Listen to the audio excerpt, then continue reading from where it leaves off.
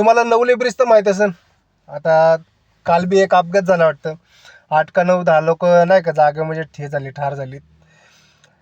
तुम्ही ना, मी तुम्हाला सांगतो नाही का, गुगल जिमिनी माहिती तुम्हाला, गुगल जिमिनी AI, त्याला तुम्ही फक्त विचारा नवले ब्रिज हिस्ट्री, ते तुम्हाला सांगन की ॲक्सिडेंट का होतात. पण आपल्या इथल्या आमदार लोकांना कळाना, धड इथल्या नगरसेवकांना कळाना, किंवा जे इंजिनियर असतात त्यांना कळाना. ॲक्सिडेंट व्हायचं मेन कारण म्हणजे काय माहिती आहे का? जेव्हा आपण कात्रज बोगद्यावरनं बाहेर पडते, कुठे दायरी साईडला, वडगाव दायरी साईडला, एवढं उतार आहे ना, ते डोंगर अख्खं म्हणजे उतार आहे, त्यामुळं गाडी ना तिथं कंट्रोल होत नाही. आणि मी कधी कधी जातोय ना, कारण तिकडून येतं नाही ना, माझी बी गाडी लवकर कंट्रोल होत नाही. पण नशीब ठीक आहे, 4 टायरला डिस्क ब्रेक आहे म्हणून ती कंट्रोल होतात. पण ट्रकला कुठे डिस्क ब्रेक असते.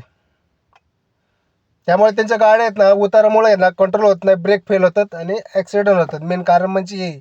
आता काही लोक म्हणतात भूतं बितं, ठीक आहे, ते सोडून द्या, भूतं बितं काही नसतात, आम्ही रात्रभर फिरतोय. पण मेन कारण म्हणजे काय आहे, त्या भागात आहे ना एवढं उतार आहे ना, जेव्हा कात्रज बोगद्यावरून आपण येतो ना, का मोठ्या मोठ्या गाड्या कंट्रोल होतच नाही शक्यता. या आमच्या कशा नशीब आहे, कार तर डिस्क ब्रेक आहेत त्यामुळे कंट्रोल होतात, पण मोठ्या गाड्याला कुठे डिस्क ब्रेक आहेत. त्यामुळं ॲक्सिडेंट मेन कारण म्हणजे हेच आहे की उतार तिथं भरपूर आहे.